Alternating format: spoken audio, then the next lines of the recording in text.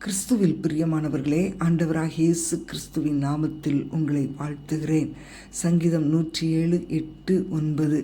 பசியுள்ள ஆத்துமாவை நன்மையினால் நிரப்புகிறார் என்று அவரை துதிப்பார்களாக.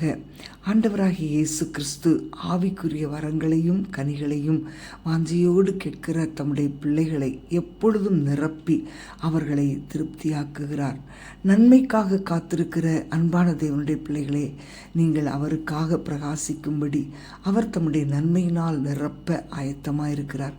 பிரச்சனை என்னன்னா, தங்களுடைய ஆத்துமா பலப்படுவதை அநேகர் வாஞ்சிப்பதே இல்லை. சரீரப்பிரகாரமான ஆசீர்வாதங்களை மட்டுமே அவர்கள் விரும்புகிறார்கள்.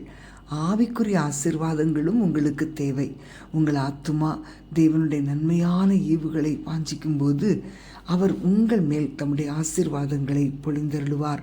உங்களுடைய ஏக்கங்களை பார்க்கிற தேவன் உங்கள்